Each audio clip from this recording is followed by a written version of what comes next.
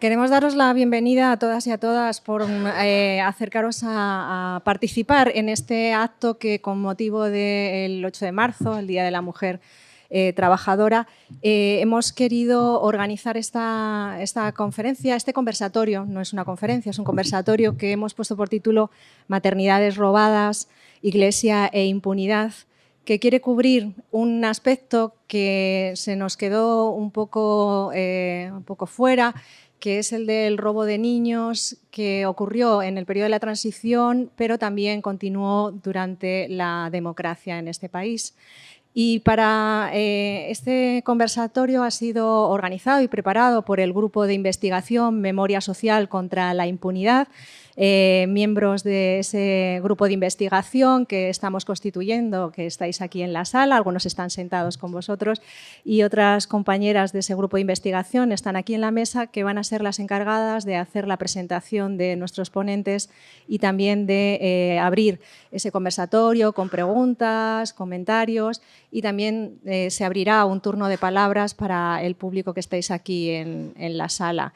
Deciros simplemente como introducción que desgraciadamente no vamos a poder contar con Soledad Luque, que es la presidenta de la Asociación de Bebés Robados. Todos los bebés robados son mis hijos, porque bueno, pues está enferma y realmente no ha podido acercarse. Nos ha pedido que la disculpéis.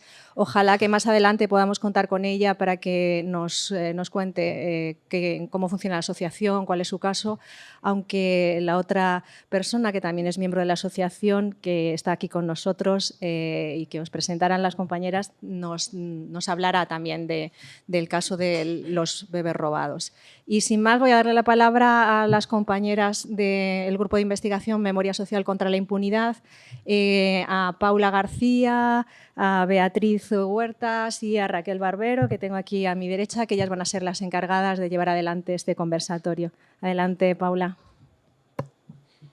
Vale, pues, ¿se me escucha? Sí. Vale, como ha dicho Ángeles, somos el Grupo de Investigación Memoria Social de la Transición y llevamos 2 años trabajando en el marco de la memoria transicional en tanto la transición española, tratando de construir un relato alternativo que visibilice las violencias de Estado. Alguno de vosotros quizás nos conocéis de las jornadas que realizamos en enero en conmemoración a la Semana Negra, que llamamos así a la Semana de Madrid, en la que se congregaron más asesinatos durante la transición española. Realizamos una serie de actividades, como varios conversatorios y un mural que podéis encontrar al lado de nuestra biblioteca. En esta ocasión nos hemos juntado aquí para hablar de las maternidades robadas, la implicación de la Iglesia y el Estado en este crimen y la impunidad con la que a día de hoy siguen viviendo sus perpetradores. Como ha dicho Ángeles, la elección de esta fecha no es casual. Estamos aquí en torno al 8M como Día de la Mujer Trabajadora, dado que este crimen se realizó contra mujeres específicamente de clase obrera. Ya es hora, además, de que el movimiento feminista recoja las demandas de todas estas mujeres que a día de hoy siguen silenciadas, y queremos abrir entonces un espacio aquí para que a partir de ahora la tengáis vosotros también presentes. Hola, buenos días a todos, muchas gracias por venir. Nos hace mucha ilusión que esta charla esté tan concurrida, y muchas gracias a los ponentes, porque es un verdadero placer tenerlos aquí, y ahora cuando los escuchéis me entenderéis. Voy a presentaros a Matías Biotti, que es el ponente que va a hablar ahora. Él nos va a dar la perspectiva académica de la charla en torno a uno de los culpables del robo de bebés, que es la Iglesia Católica. Es su especialidad. Él es doctor en antropología y sociología, es miembro de la asociación Todos los niños robados son también mis niños, es también miembro de la asociación de los colectivos de los olvidados de la transición, y aparte de su recorrido académico, tiene un compromiso político con el marco memorialista, y tanto aquí en España como en Argentina. Bueno, muchas gracias por la presentación, muchas gracias por la invitación, especialmente por organizar este acto, tener en cuenta este tema en el marco del 8 de marzo. yo voy a intentar articular de alguna manera, voy a intentar explicar el contexto desde mi punto de vista en el cual se produjo la apropiación de bebés durante el franquismo, articulándolo con el contexto histórico del capitalismo, para después tratar de entender este caso durante el periodo denominado transición, que no sé si sabéis, algunas sí que sabéis, que este delito, este crimen, duró hasta bien entrada la monarquía parlamentaria.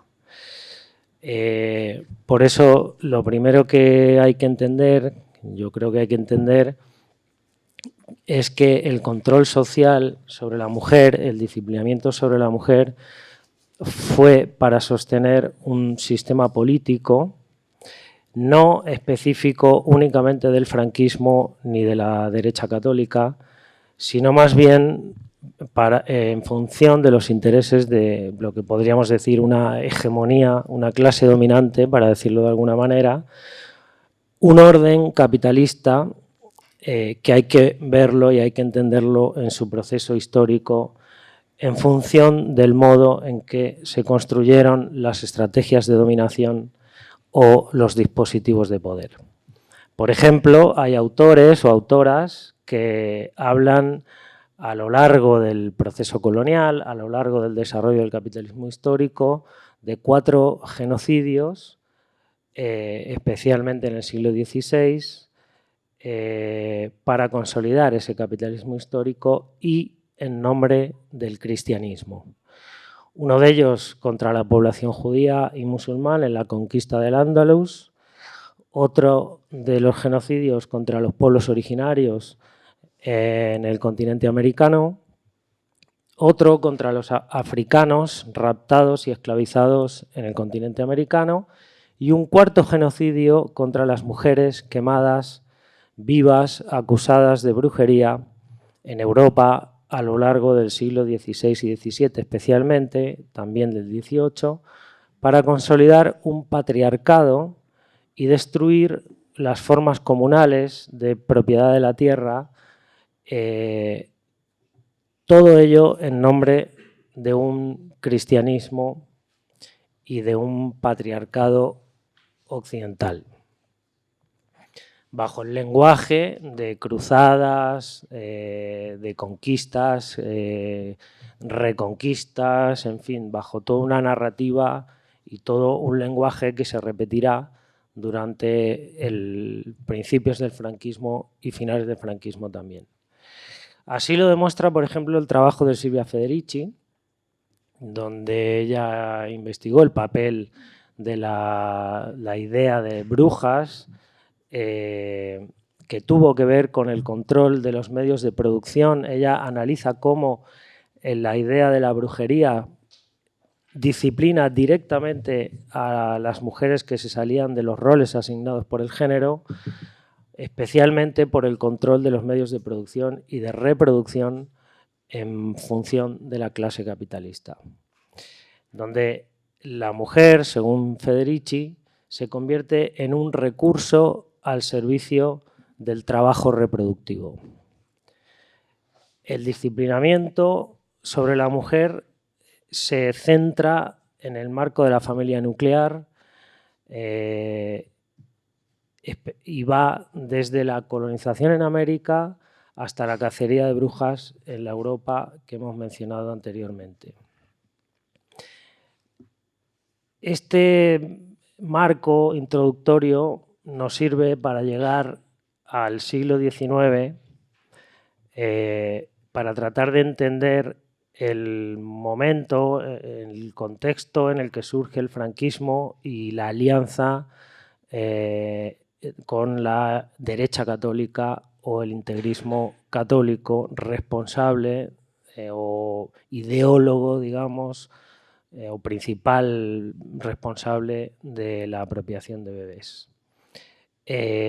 Así llegamos a un siglo XIX donde Silvia Federici nos analiza cómo la industrialización en las ciudades requiere la necesidad de una nueva clase obrera que pueda soportar las condiciones de explotación de la industrialización, de ese nuevo contexto del capitalismo.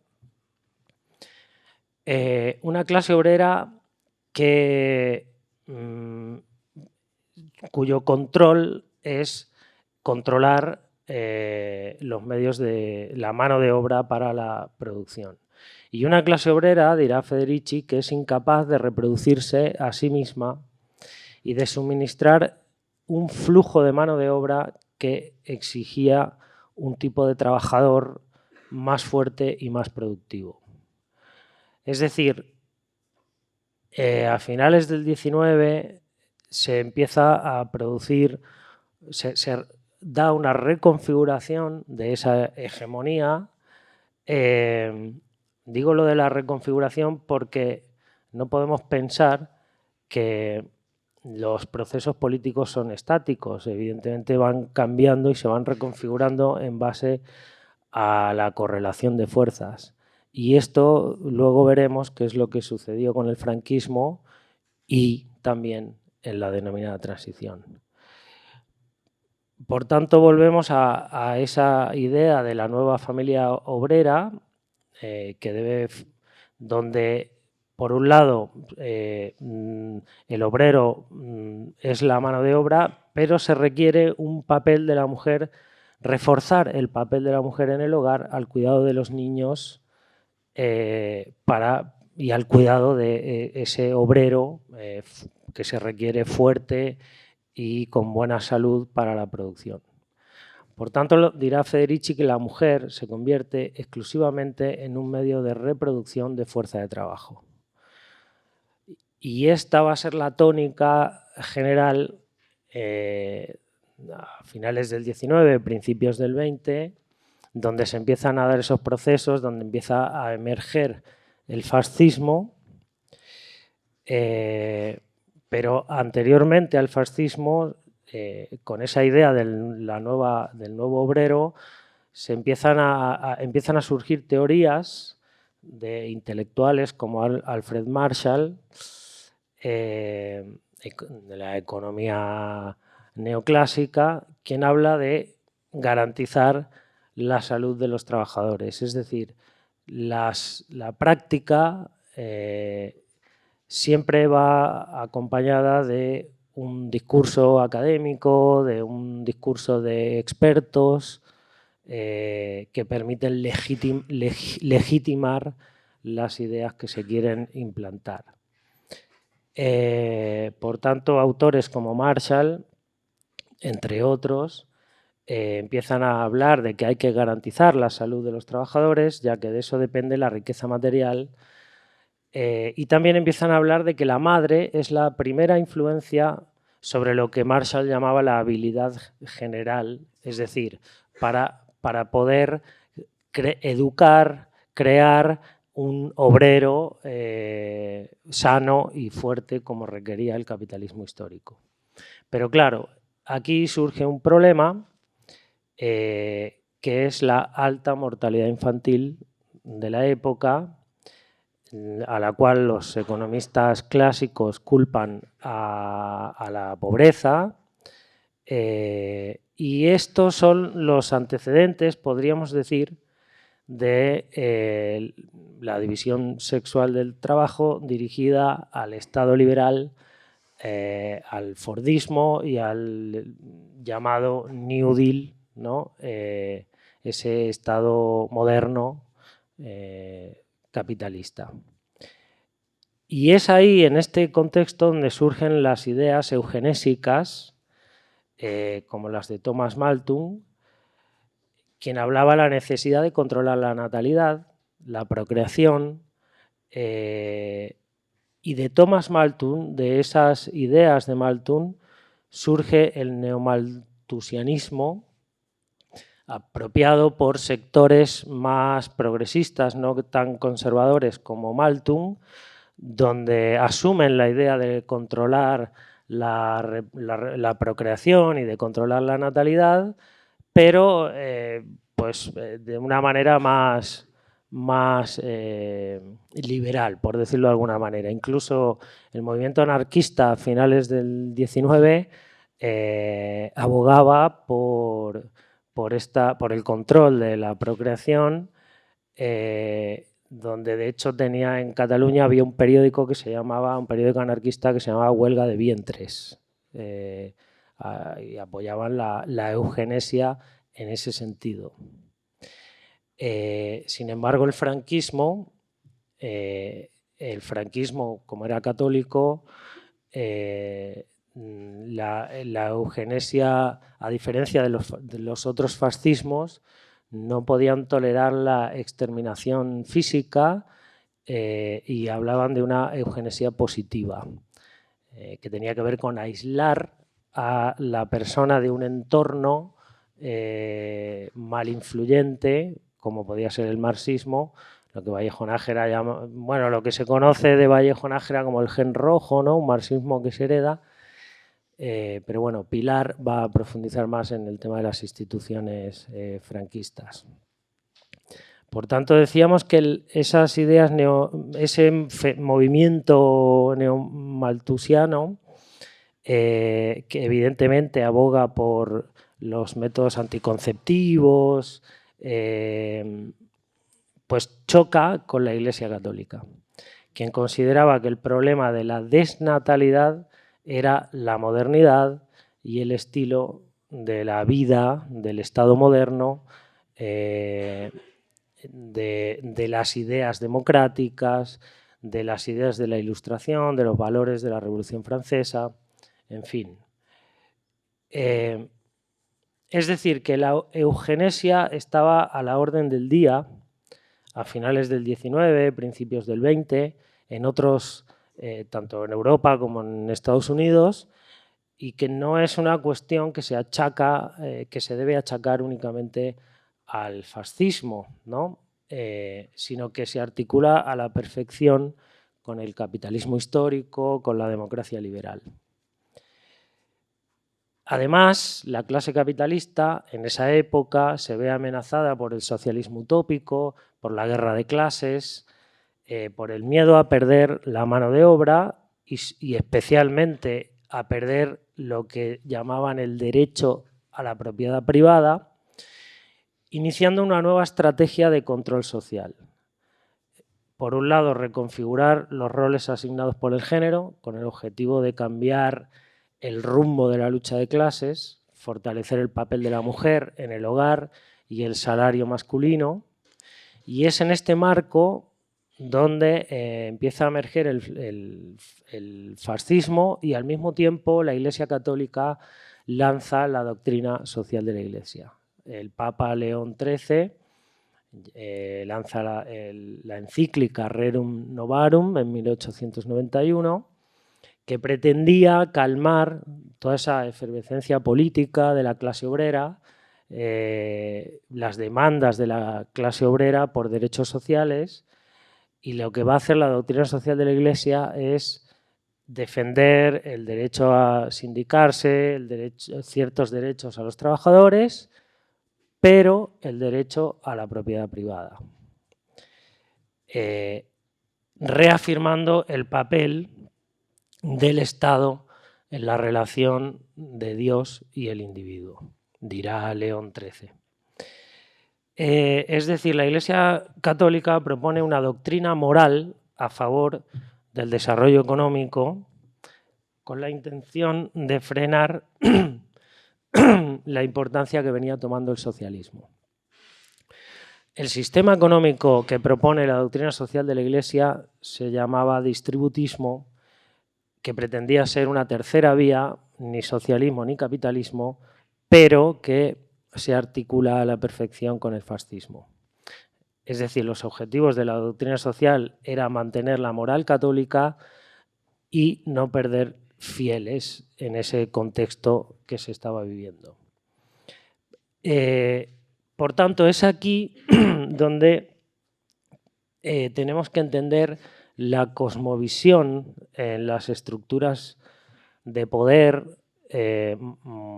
moderno-coloniales que dieron lugar a una subjetividad cristianocéntrica, capitalista y patriarcal instalada durante siglos en la estructura del Estado moderno y con total poder de influencia en la política. Pilar va a profundizar en las instituciones franquistas.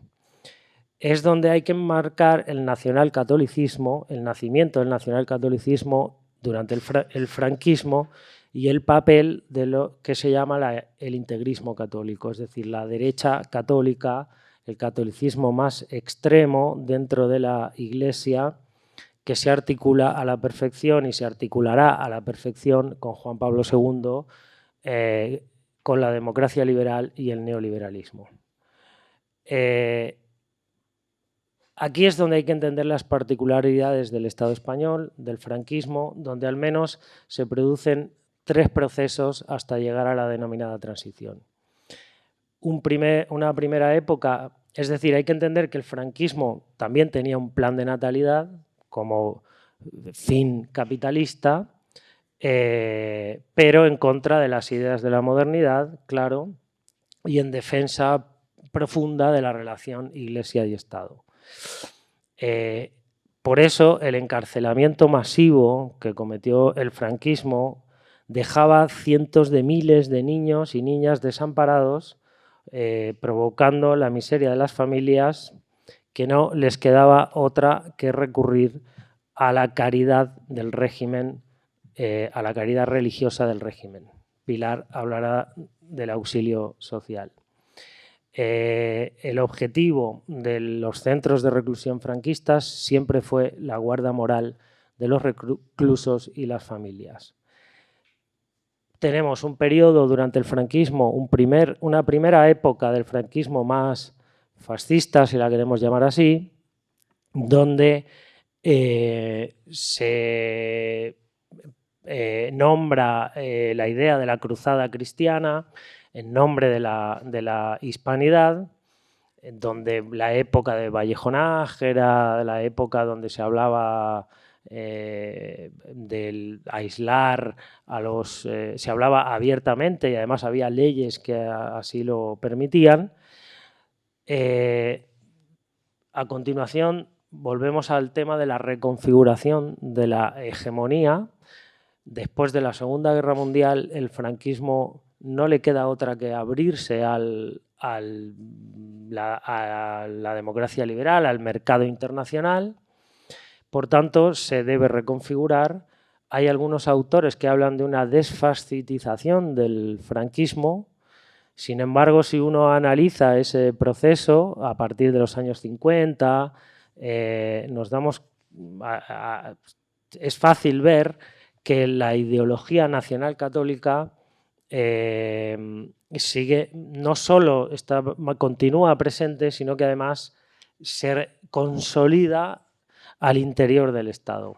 Es la época en la que se nombra al Opus Dei, denominados tecnócratas, ¿no? Como al manejo de la economía, al manejo de la educación, al manejo de los medios de comunicación. Es decir, se da un lavado de cara donde la subjetividad nacional católica no deja de permanecer y de afianzarse en la población. Además, en el contexto de la Guerra Fría,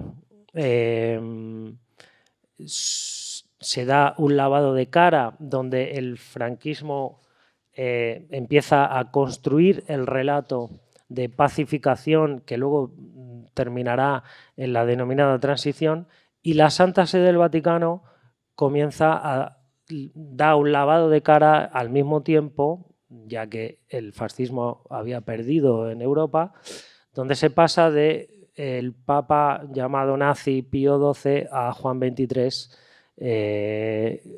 considerado progresista, que lanza el Concilio Vaticano II, una especie de doctrina social de la Iglesia, donde una vez más se necesitaba afianzar la subjetividad católica, y en el Estado español surge un debate al interior del franquismo donde el catolicismo más extremo se opone a ese Concilio Vaticano II porque se considera más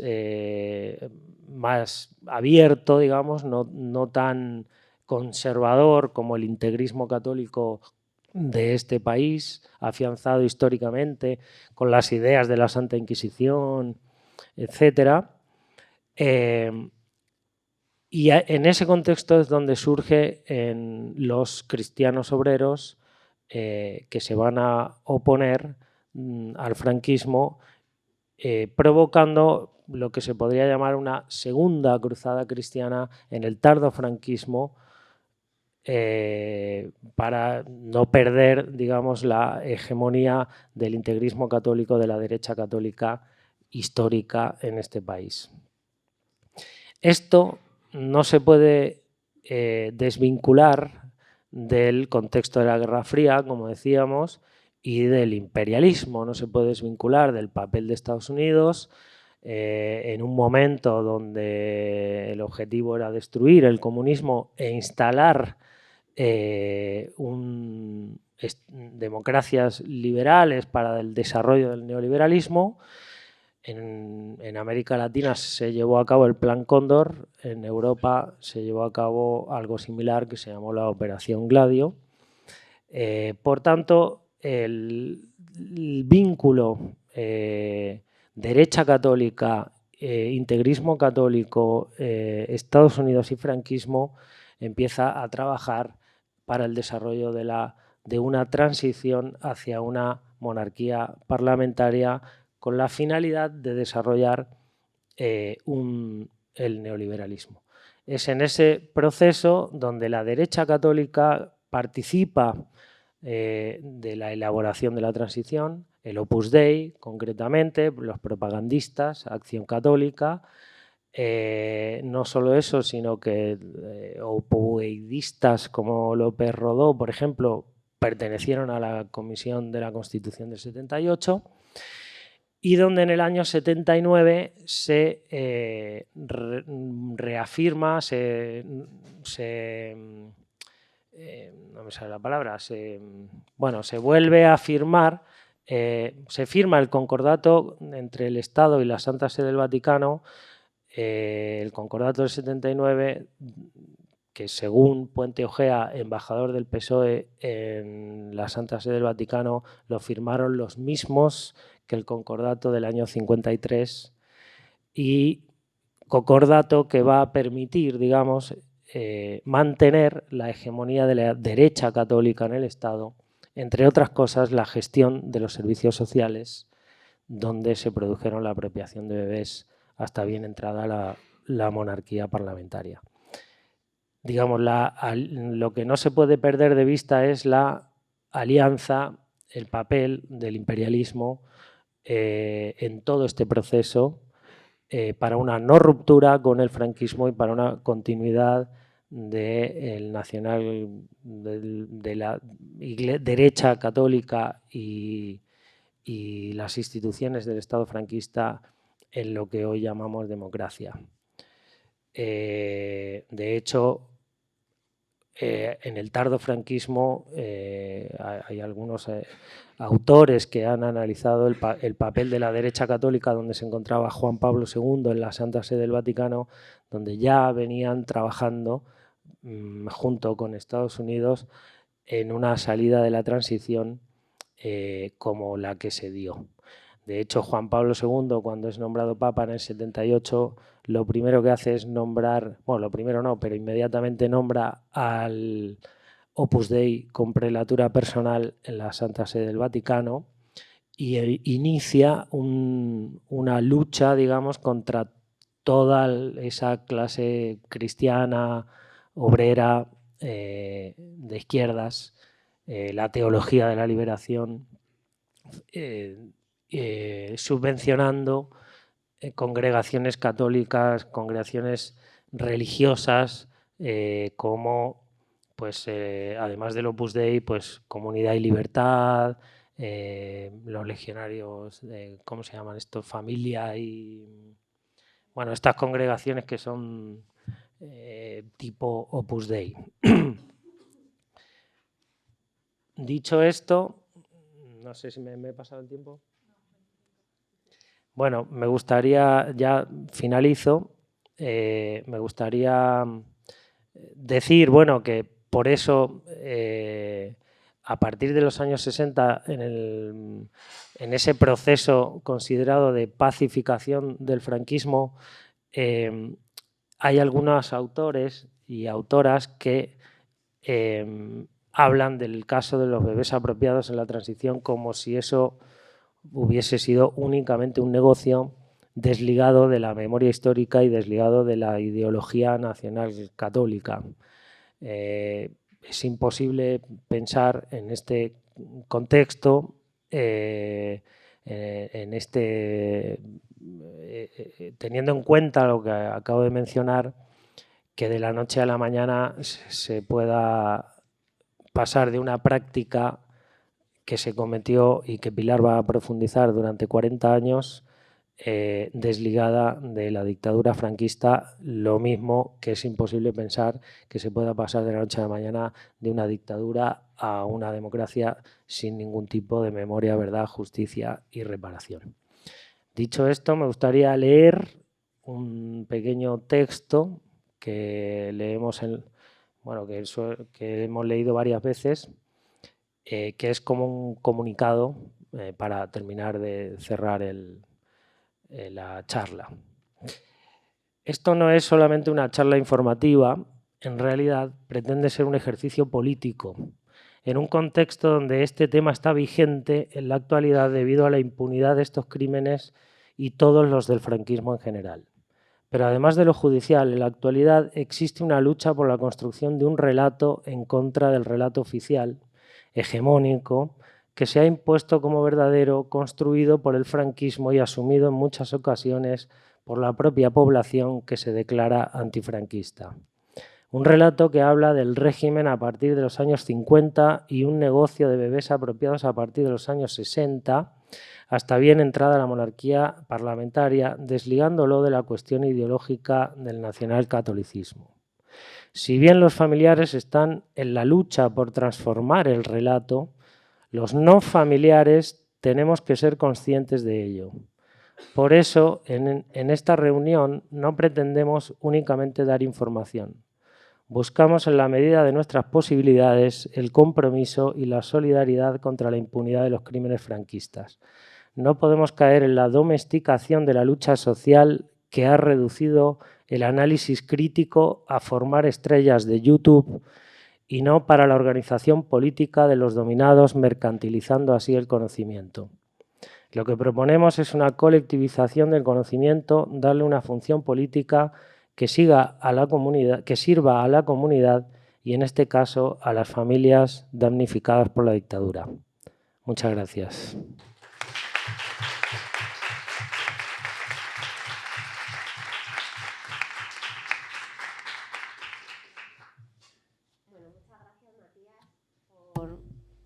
Por ilustrarnos de esta manera sobre el capitalismo de Estado, que muchas veces no es fácil tampoco escucharlo ni siquiera en esta facultad.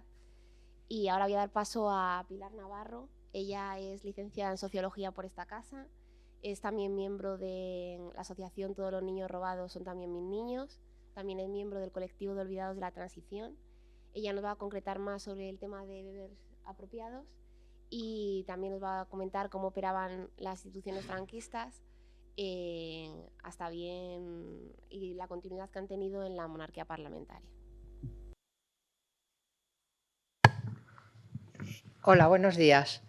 Bueno, me sumo al agradecimiento de Ángeles y de Matías, a los asistentes y especialmente al grupo promotor de este acto y en estas fechas vísperas del 8 de marzo, que han elegido nuestra lucha como tema para explicaros. Doy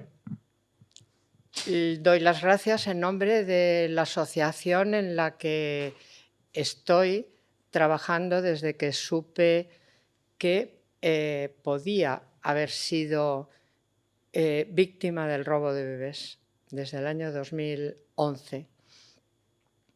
En su nombre os agradezco esta jornada, ¿no? Yo voy a bajar, después de la brillantísima intervención de Matías, que nos ha situado en el contexto histórico, no ya tan presente, sino todo un recorrido, ha sido muy interesante. Yo os voy a bajar a lo testimonial, al testimonio de estas atrocidades, al recorrido que las víctimas han ido haciendo y el contexto histórico únicamente referido a las instituciones que operaban. Y luego ya, posteriormente, si tenéis interés, pues a la interpretación del proyecto de ley que está en el Congreso de bebés robados. Para hacerlo rápido, para que podáis preguntarnos y tener ese conversatorio que tanto nos gusta a todos, ¿no? Os paso a decir que, bueno, yo, para los que no me conocéis, soy madre de 2 hijas. La primera, robada, la otra vive. Soy hija y nieta de represaliados franquistas, de represaliados por el franquismo, perdón. Vivimos en nuestra casa el silencio del miedo que se vivía en las familias perseguidas y represaliadas, ¿no?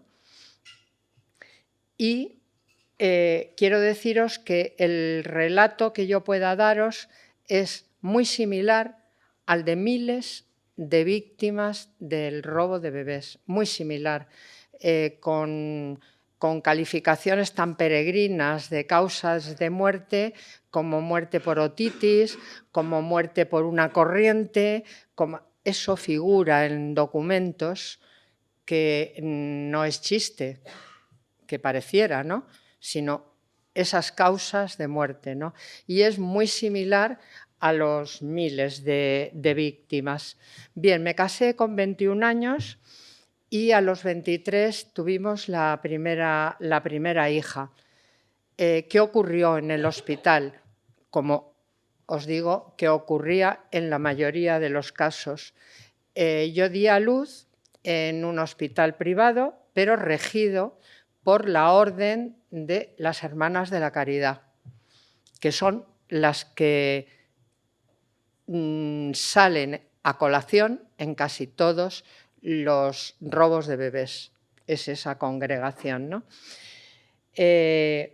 Se daba a luz sin anestesia y sin ningún familiar en la sala de partos, no es como ahora. Mientras los llantos de vida de la niña que me habían dejado en el pecho, se la llevaron para lavarla y me subieron a la habitación. Transcurrieron 24 horas que estaban así tramadas, porque a partir de 24 horas del nacimiento estaban obligados en el hospital a registrarlo, y los padres también, claro, por supuesto, a registrarlo en el registro civil. Antes de esas 24 horas no hacía falta, con lo cual no hay documentos fehacientes de que haya nacido ese niño, en ningún caso de los que han sido así, ¿no? 3 veces nos visitó en la habitación la monja. No es la monja que habréis oído hablar de María, ha habido bastantes Marías. En el caso nuestro fue Purificación. Nos visitó la primera vez para decirnos que tenía unos problemas respiratorios y que había que meterla en la incubadora. Casi todos los casos los metían en las incubadoras. Después, posteriormente, nos dijeron que estaba peor y que había que llevarla a un sitio más especializado, que se la llevaban a Cruz Roja. Y ya la tercera, cercana a las 24 horas, subieron para decirnos que la niña había muerto, que estaba enterrada, que no nos preocupáramos, que la habían bautizado. Así de cruel fue el tema. Y diréis, os preguntaréis, ¿y qué hicisteis? Pues no podíamos, éramos una pareja joven, bastante confiada, no poníamos en cuestión que la clase sanitaria y una monja podían habernos robado el bebé. No era concebible para nosotros, nos lo creímos. Superamos el dolor, pasó el tiempo y al año tuve de nuevo una hija. Otra hija.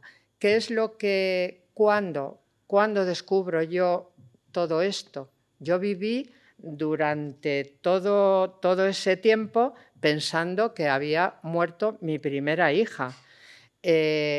Trabajé, me separé, estudié en la universidad, me volví a casar y siguió mi vida hasta el año 2011, que en la lectura de medios, digamos, alternativos, como era entonces el anterior Salto, que era ahora no me acuerdo cómo se llamaba, perdón, pero bueno, vi escribir un artículo de una periodista, Diagonal, de una periodista, María José de Esteso, que todavía sigue escribiendo incluso en El Salto, quien me hizo reaccionar, ¿no? Y dije, todo lo que está relatando esta periodista es que me ha pasado a mí. Es que es esto, era paso sobre paso. Entonces ya empecé a leer más libros del tema, hasta que ya no podía más y me hacía una serie de interrogantes.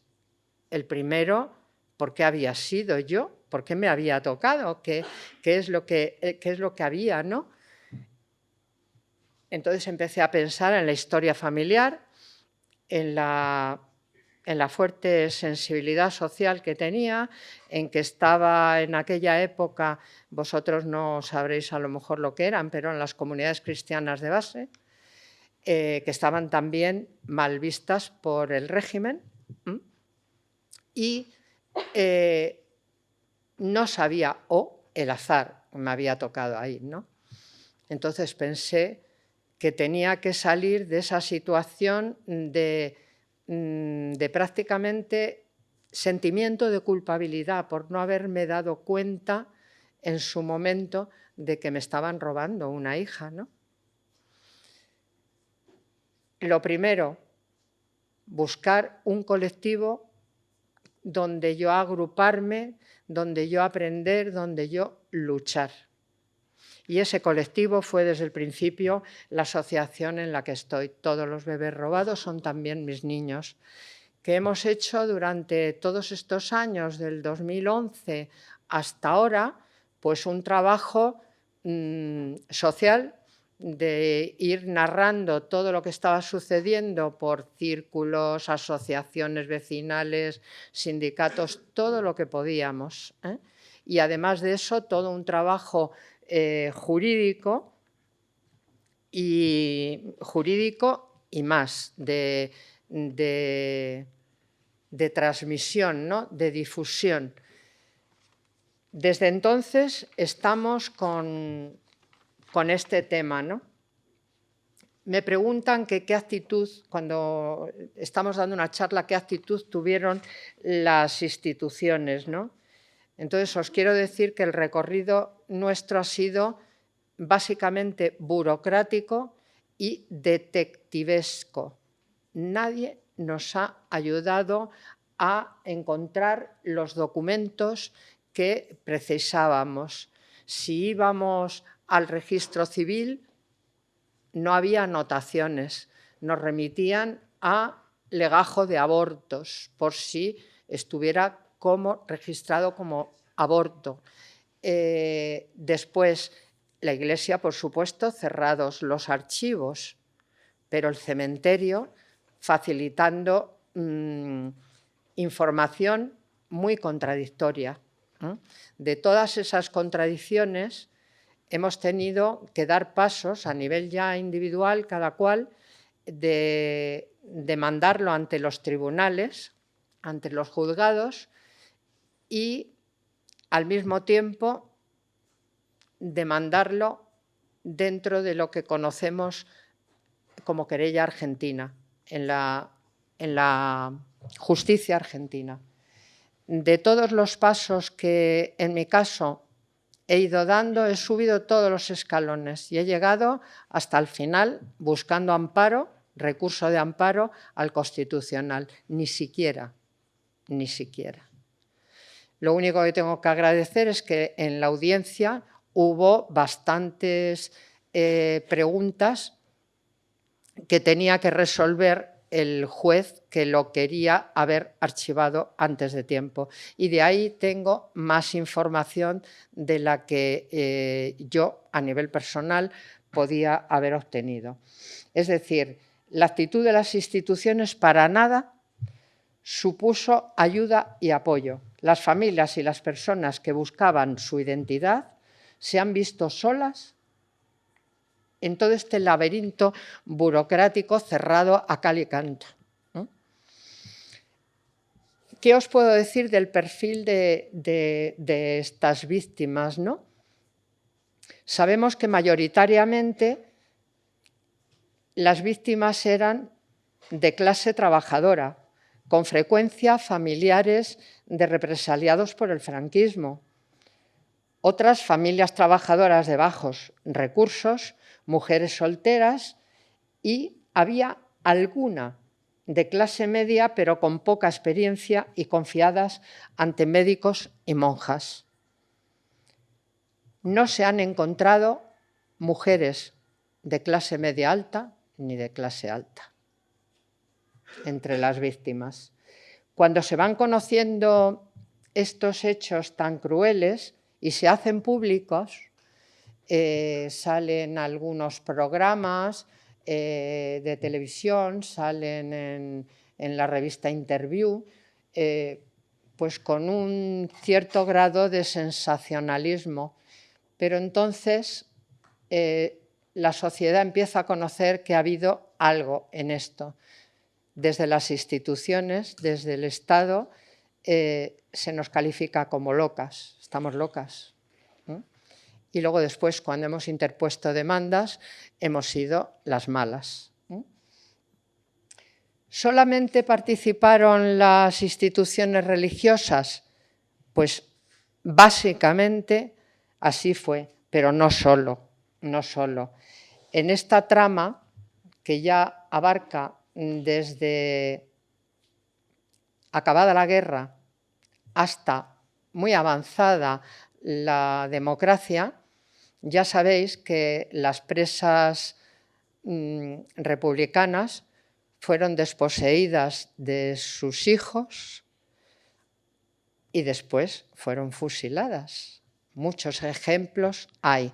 La cárcel de Ventas, para el que tenga interés, que era una cárcel de mujeres construida en la República al frente del Ministerio de Justicia, que estaba Victoria Kent, se conocía como la cárcel modelo, pero posteriormente se utilizó como la cárcel de torturas a las mujeres, de humillaciones y de fusilamiento una vez habían tenido el hijo si estaban embarazadas. Eso fue terrorífico.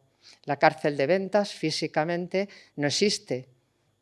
La destruyeron y construyeron una urbanización donde estuvo la cárcel de Ventas, que es detrás de los bomberos de Manuel Becerra, más o menos. ¿Quiénes formaban parte también? Pues notarios, registradores, taxistas, que llevaban los niños en los cestos de un sitio a otro, porque esto fue muy extenso, todo el territorio. Desde Canarias llegaban niños a Bilbao.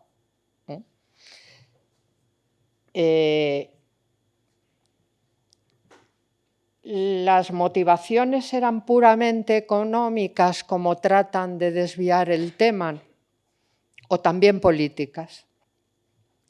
Hablar de bebés robados es uno de los episodios más espeluznantes de nuestra historia reciente, por su extensión en el tiempo, desde el 36 hasta bien entrada la democracia, porque se produjo en todos los rincones de este país,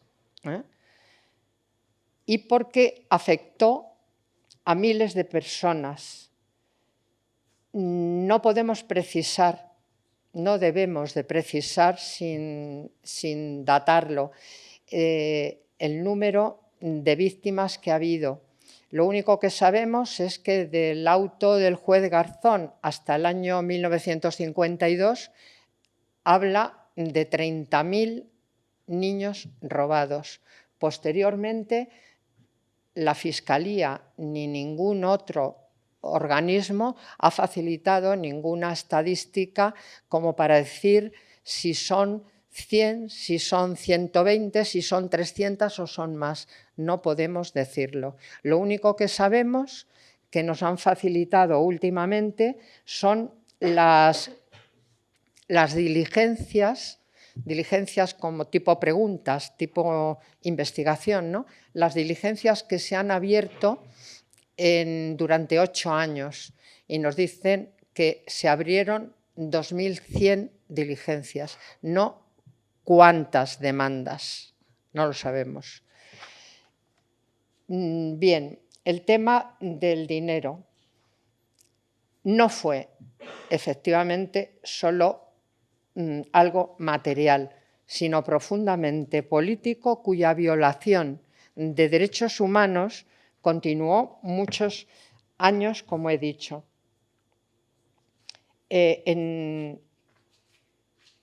Aquí en nuestro país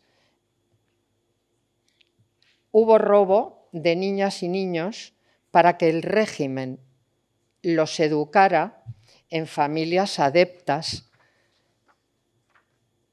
Fue puramente, como digo, ideológico, político, inhumano y eugenésico. Recordar que ya lo ha mencionado anteriormente Matías, al psiquiatra Vallejo Nájera, que tuvo una repercusión amplia, a pesar de que su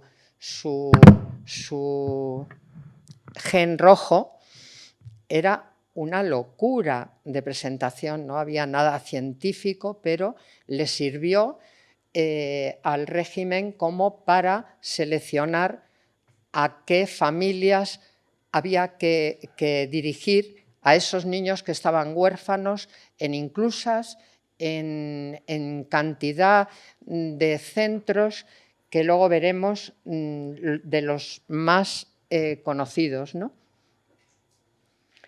Sí hubo dinero por medio, conocemos algunos casos, pero ello no debe descontextualizarse del contexto que os ha facilitado Matías.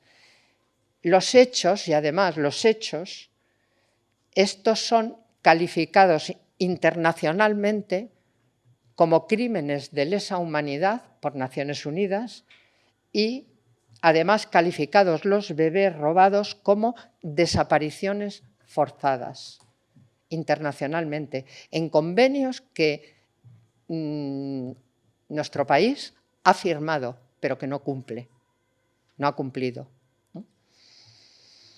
¿Bajo qué ley está amparada esta oscuridad a la hora de saber qué pasó con nuestros hijos?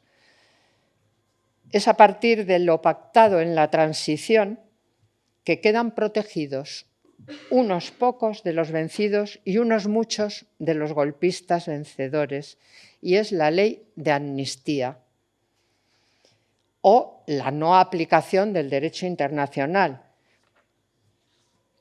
La ley de amnistía sale a colación porque en todas las demandas que se han presentado, tanto de otro tipo de víctimas del franquismo como de bebés robados, se archivan los casos porque consideran que no están vigentes, porque la ley de amnistía así lo impide.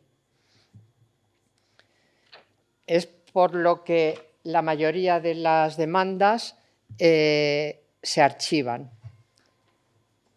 Bien, ¿por qué bebés robados en temáticas de memoria histórica y democrática? Mucha gente se lo piensa, no entiende que esto es las consecuencias de ese régimen franquista, ¿no? Los objetivos son los mismos para muchas de las víctimas, que abarca un panorama amplio. Había fusilados, había torturados, había trabajos, bueno, lo sabréis vosotros, no más también, desaparecidos, estaba la desbandada, trabajos forzados, preventorios, donde iban niños asesinados, de fusilados, etcétera, ¿no? Como la impunidad estaba presente, nosotras las víctimas, al igual que el resto de los afectados por el franquismo, estamos ahí tratando de destaparla. Las diferencias solo derivan de la especificidad que requiere un banco de datos específico y una documentación y archivos propios. Simplemente lo demás, estamos unidas con todas las víctimas de la memoria histórica. Como dos de los organismos que más participaron y más tuvieron influencia en el robo de bebés, os digo que dado que el papel de la mujer en la dictadura no era sujeto de derechos, sino simplemente objeto de reproducción biológica e ideológica, la institución Auxilio Social, fundada y regida por Mercedes Sanz de Bachiller, mujer del falangista que os sonará Onésimo Redondo, tuvo una importancia grande para modular el papel de aquellas mujeres y también para hacerse con el cuidado de los niños, de muchos niños del hospicio e inclusas y de clínicas y hospitales, tanto públicos como privados. El Auxilio Social tenía por todos los lugares del territorio centros donde llevaban a niños que no tenían padres, a niños robados y distribuían desde allí. Distribuían en las familias que eran facilitadoras de la continuidad del régimen, ¿no?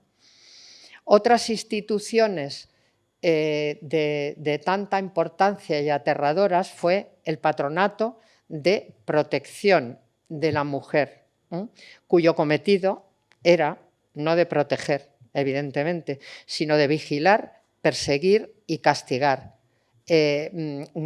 Terroríficamente.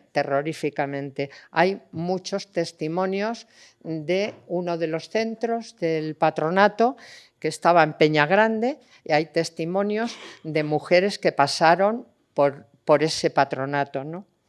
Que, para vergüenza de España y de la Iglesia del régimen, cuyo nacionalcatolicismo impregnaba toda la vida social, no cerró ese patronato con las barbaridades que se estaban haciendo hasta 1984.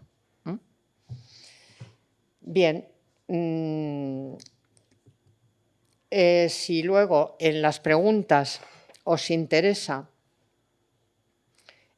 saber algo de la ley de bebés robados, podemos verlo con vuestras preguntas y así me atengo al tiempo que ya llegaba. Muchas gracias por vuestra escucha.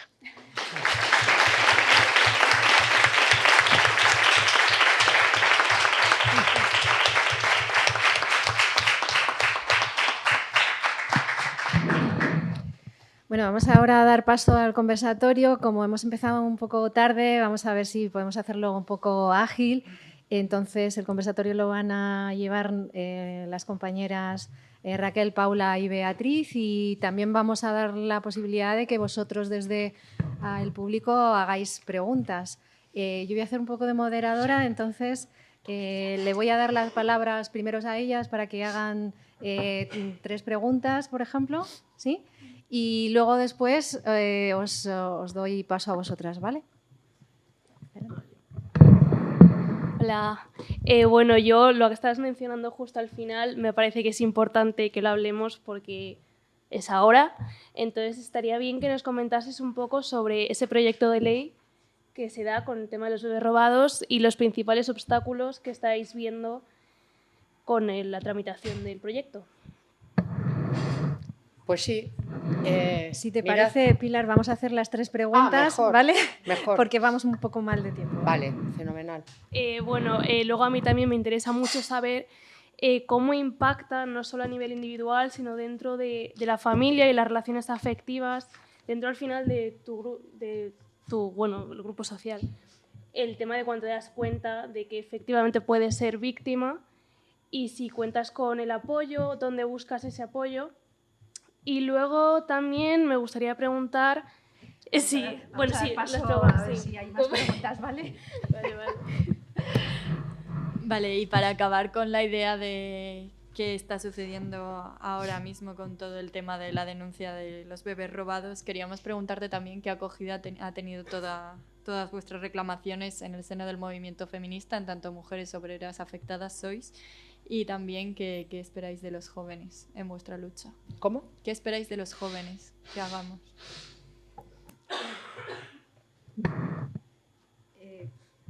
¿Queréis hacer alguna pregunta ahora o cuando conteste? ¿Sí?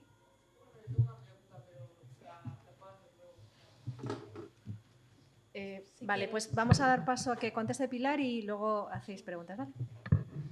Bueno, mirad, creo que vosotros como estudiantes mayoritariamente de políticas, también de sociología,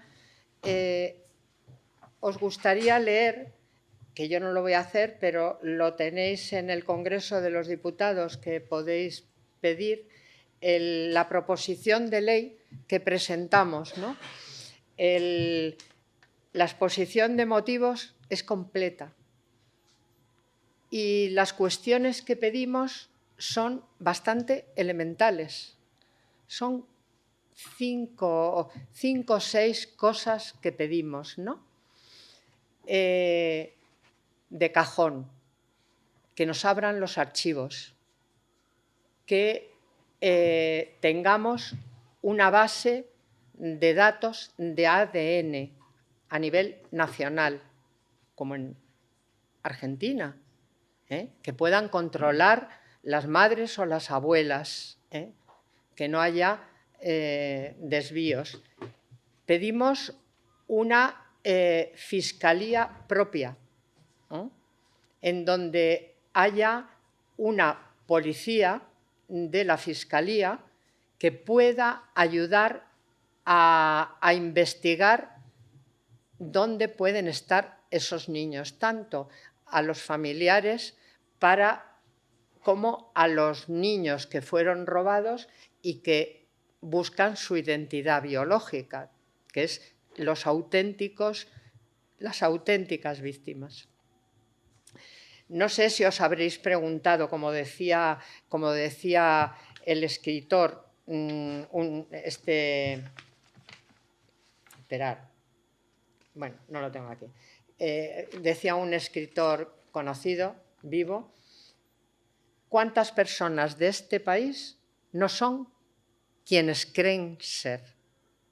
Hay cantidad de gente, o bien que fueron adoptadas, o bien que no que no tienen referencia de orígenes biológicos. Eso hay que solucionarlo, eso es urgentísimo. Bien, pues de toda el proyecto, la proposición de ley presentada y suscrita por todos los grupos políticos, esto fue en marzo del 2020, de todos los grupos políticos, a excepción Ciudadanos, PP y Vox no existía todavía. Suscribieron todos. Ha estado cerca de 3 años, 2 años y pico, paralizada en fase de enmiendas, cuando lo normal en esa fase de enmiendas son 2 meses aproximadamente. Entonces ya ha sido la lucha por desbloquear esa ley. Ya no han tenido más remedio, ahora últimamente, hace bien poco, de llegar a un acuerdo con Podemos y el PSOE para desbloquearla. Han accedido el PSOE porque no quería, hasta hace 2 semanas. Se ha desbloqueado, pero hay que terminar de presentar las enmiendas los grupos que están en el gobierno, Podemos y el PSOE. Podemos la presentó porque se negaban a presentarla conjuntamente, el PSOE no quería, no estaba de acuerdo con lo que se presentaba y ha presentado las suyas. ¿Cuáles son las suyas? Destrozar prácticamente la proposición de ley. Lo primero, quitar la calificación de víctimas y pasar a ser afectadas. ¿Afectadas de qué? Cuando se habla de víctimas, en el lenguaje jurídico se habla de hechos padecidos por una persona por causa de un delito. Eso es lo que no quieren. No quieren que figure delito. No quieren que esta ley tenga una salida lógica, penal, porque todavía hay muchos responsables. Todavía hay muchos responsables. Y en última instancia, el Estado es responsable de todo esto, porque el Estado conocía estos hechos. No se podían hacer sin conocimiento del Estado, toda esta trama y su funcionamiento. Además de la calificación de cambiar de víctimas a afectadas, para nada quieren la Fiscalía, no quieren para nada la Fiscalía, no quieren no tocan para nada el tema de los archivos eclesiásticos. En fin, las esperanzas que surgieron nos han durado, no ha llegado ni a la semana, ha generado una desazón tremenda, ¿no? Tremenda porque el PSOE va a seguir adelante con la protección. ¿A quién? ¿De quién? ¿A quién están protegiendo? A las víctimas no, os lo digo. Entonces vamos a tener que continuar con la lucha para que salga algo que nos proteja. Yo quisiera deciros que fueron miles de víctimas que padecieron estos crímenes, como os he dicho, las citas del juez Garzón. Y que si nos quitan, ellos quieren cambiar el término de víctimas por afectadas, que se pregunten qué va a hacer una madre, que no va a olvidar jamás que la robaron un bebé, que la robaron a su hijo, y el robo de niños es delito. O sea, que tienen que reconsiderarlo, sí o sí. Miles de víctimas buscan verdad y detrás de esas palabras buscamos nuestros hechos sucedidos, buscamos en hospitales, buscamos en registro civil, en cementerios, pero faltan muchos archivos públicos y de la Iglesia por acceder. Buscamos resolver las contradicciones documentales que se dan en nuestra búsqueda particular. Y luego buscamos justicia, eso no se nos va a olvidar. Y sin embargo, nos encontramos con los archivos de demandas cerradas. Unos te dicen que se incendió, otros que hubo unas inundaciones, destruidos cantidad de documentos. Vamos a seguir, vamos a seguir. No sé qué otra pregunta me habéis hecho. A ver, ¿Cómo impacta? Bueno, pues dentro de la ley, por ejemplo, no se pide reparaciones económicas, ni muchísimo menos, como por allí, por distintos lugares, van tratando de confundir al público, ¿no? No se pide nada económico. Lo que se pide es atención psicológica y sanitaria de cuantas compañeras, porque fundamentalmente las que lo han sufrido han sido las mujeres, cuantas compañeras han estado y siguen todavía con tratamiento psicológico, porque han sido experiencias mucho más fuertes quizá que las que yo os he podido comentar. ¿Cómo impacta en tu vida? En la mía personalmente, salir del sentimiento de culpa gracias al colectivo, a la lucha colectiva. Creo que la lucha te ayuda. Creo que tenéis un cartel aquí en la facultad que he leído al entrar algo de que la tristeza se combate con lucha. Pues para nosotros es lo mismo. Nosotras es así y cada vez estamos más fuertes, aunque estamos muy cansadas. Luego, lo de la acogida en otros movimientos, pues evidentemente ha sido tardío cuando han conocido parece mentira, ¿verdad? Pero estos hechos no se han conocido, nada más hablábamos de Argentina. En Argentina ha ocurrido, en Argentina ha pasado esto, las madres, las abuelas, aquí no se hablaba, hasta que poco a poco artículos de periódico, entrevistas, reuniones, por supuesto, mayoritariamente el movimiento feminista lo entiende como una atrocidad, que lo defiendan. Pues van introduciéndolo en las lecturas que se hacen de celebración del 8 de marzo. Ya hay bastante dar a conocer esta lucha que estamos manteniendo. Yo creo que sí, que no hay colectivo. Sí hay personas que no quieren reconocer que esto ha sido un crimen del franquismo, eso sí os lo digo. ¿Que es minoritario? Bien. ¿Que es inconcebible? Efectivamente es inconcebible. Nada más.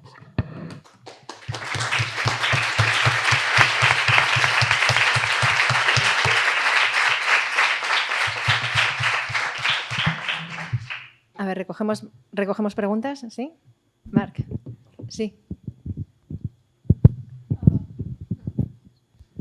Bueno, mi pregunta es que si alguna vez ha llegado alguien a la asociación, a la vuestra, diciendo que cree que es un bebé robado, o si alguna vez alguien se ha reencontrado con su hijo o algo así. ¿Alguna más? Sí, ¿más preguntas?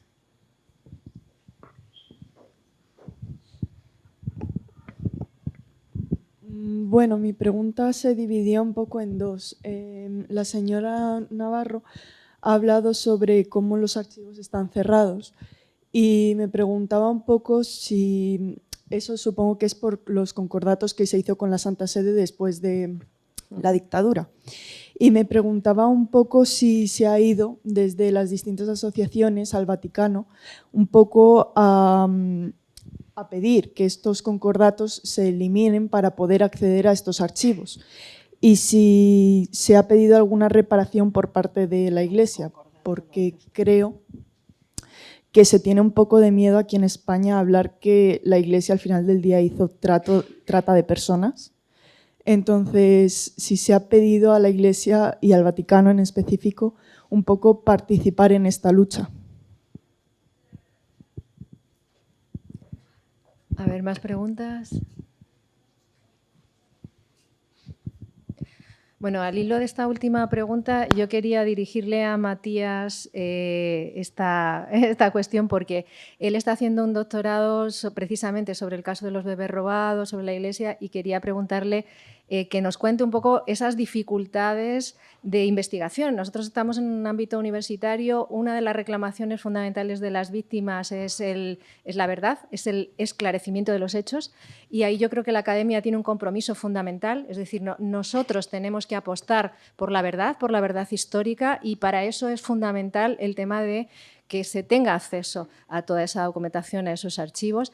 Y además, en este caso, bueno, pues Matías, que nos cuente un poco las dificultades que se está encontrando, pero además es que por ley hay una ley de memoria histórica que se acaba de aprobar, cómo contempla esa posibilidad de acceso a los archivos.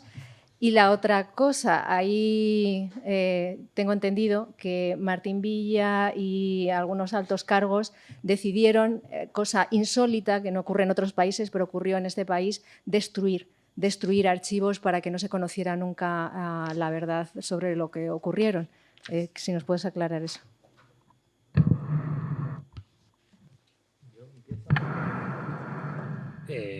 Bueno. Respecto al si se recurrió a la Santa Sede, yo entiendo que sí. Desde nuestra asociación, además, creo que se mandó una carta una vez, ¿no? Y lo mismo en Argentina. En Argentina hasta el día de hoy se han hecho algunos avances, pero aún así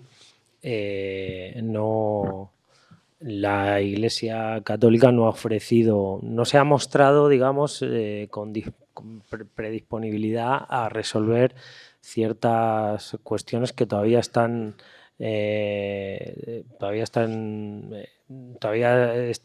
que no se pueden saber sobre la dictadura argentina. O sea, ni siquiera en Argentina, y aquí, pues menos todavía, porque ya no es solo el papel de la Santa Sede del Vaticano, sino también el apoyo que puedas tener de un Estado, porque el apoyo de un Estado y la voluntad política de un Estado, pues evidentemente hace mucho. No es lo mismo que vaya a una asociación, que se dirija a una asociación, a que se dirija un gobierno en nombre de un Estado. Sobre el tema de las dificultades en la investigación, los archivos de la Iglesia Católica son de la Iglesia Católica, ¿no? Es decir, son privados. La Iglesia Católica es la que tiene que dar permiso para poder acceder a ellos, y muchas de la información de la Iglesia Católica yo me he encontrado en archivos, carpetas del Opus Dei, que no se pueden, que están ahí pero están cerradas, y pone que, no sé, hasta dentro de 20 años no se pueden consultar, ¿no? Y bueno, mientras la Iglesia Católica no quiera abrir o dar acceso a esos archivos, pues no hay nada que se pueda hacer. No hay otra manera de poder acceder a esa información. Por ejemplo, en Aranjuez, hace poco, pues me enteré, descubrimos pues cierta información, un caso relacionado con este tema, y ni siquiera el archivo de Aranjuez está abierto. O sea, el archivo de Aranjuez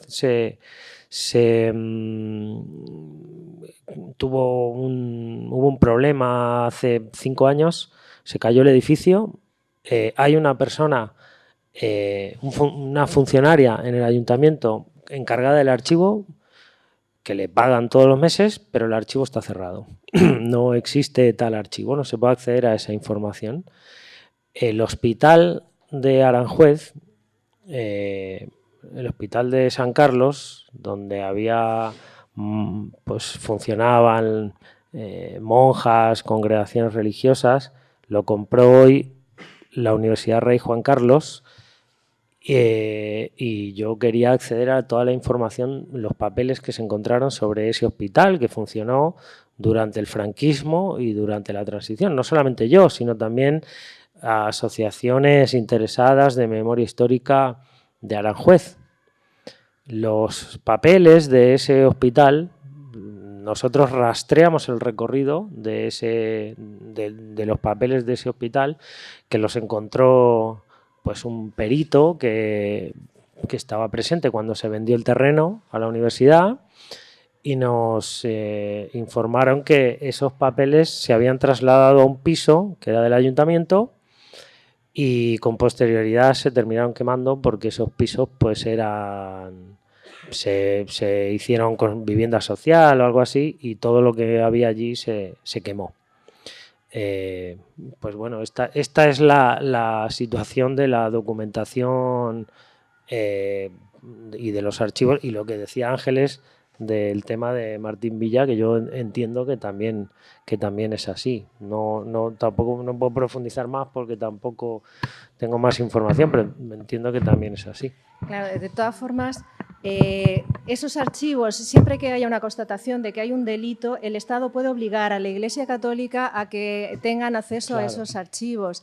Y eso también está contemplado en la nueva ley de la memoria histórica, el acceso a los archivos. Claro, tenéis que tener en cuenta que tiene que haber un compromiso fehaciente y una voluntad del Estado en perseguir estos crímenes de lesa humanidad que supuestamente no prescriben, tal y como nos informaron los abogados que estuvieron en las jornadas anteriores. Si son crímenes de lesa humanidad que no prescriben, el Estado tiene la obligación de crear todas las condiciones para que se acceda al esclarecimiento de los hechos. Una parte corresponde a esa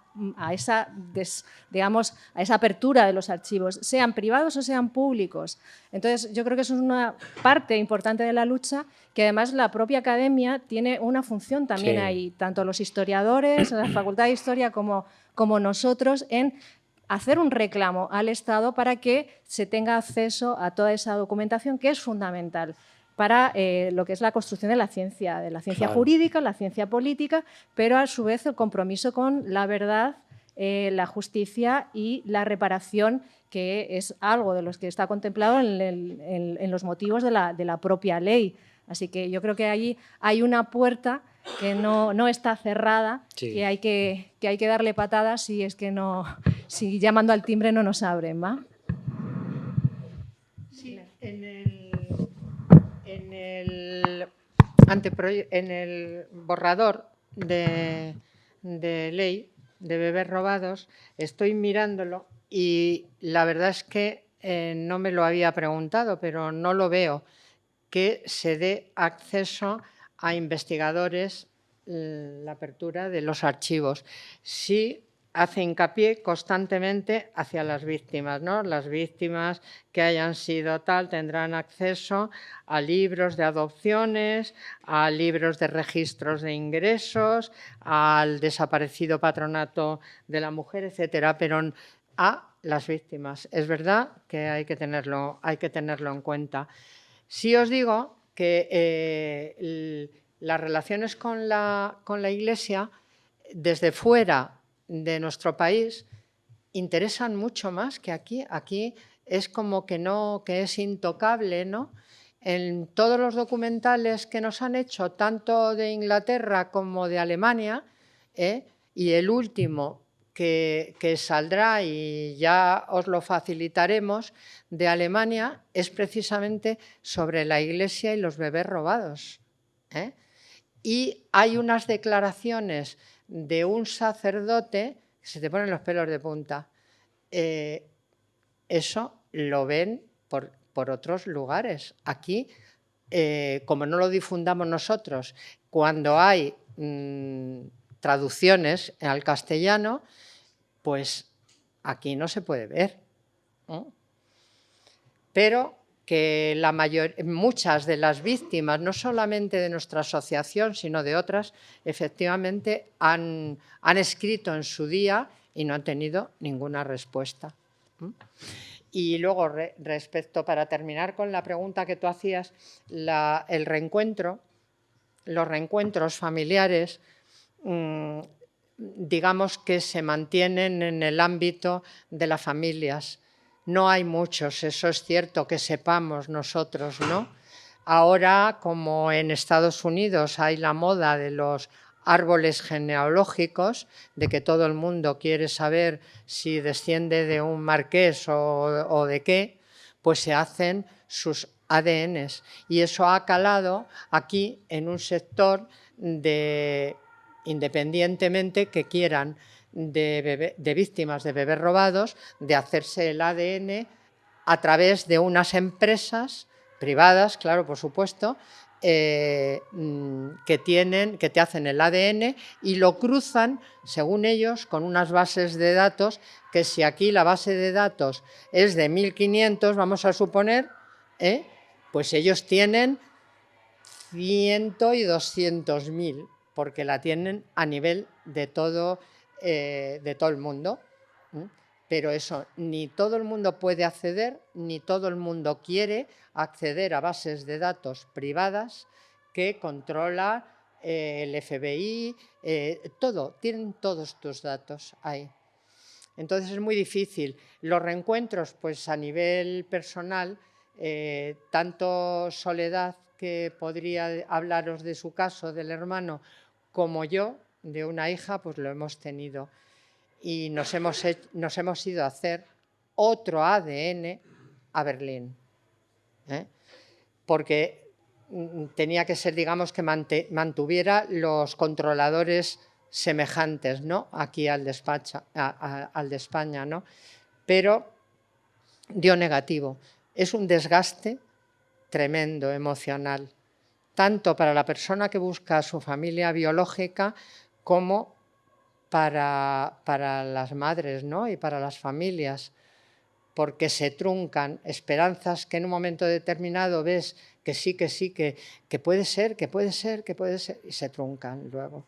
Es tremendo. Y no sabemos, no tenemos datos para poder decir, ha habido tantos reencuentros. Ahora últimamente ha habido otro en Valencia, que lo ha hecho público también, con su familia biológica. En Valencia está apoyando la Generalitat Valenciana y hay una base de datos de ADN. En Madrid, ¿para qué proponérselo? Vamos, es que imposible.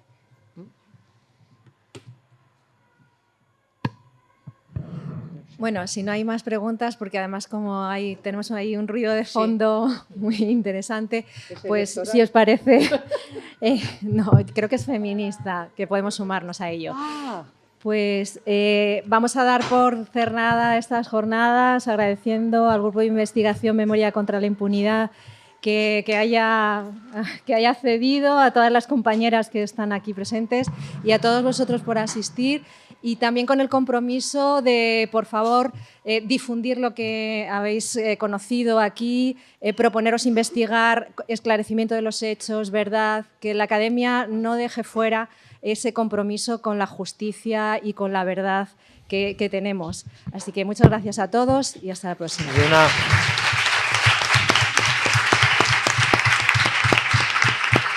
Una última, simplemente decir que también estamos colaborando con la Asociación por Recuperación de la Memoria Histórica de Cuenca, que hemos dejado ahí unos librillos, unos fanzines que hace la asociación, por si queréis echar un ojo, el dinero es para la asociación. Gracias.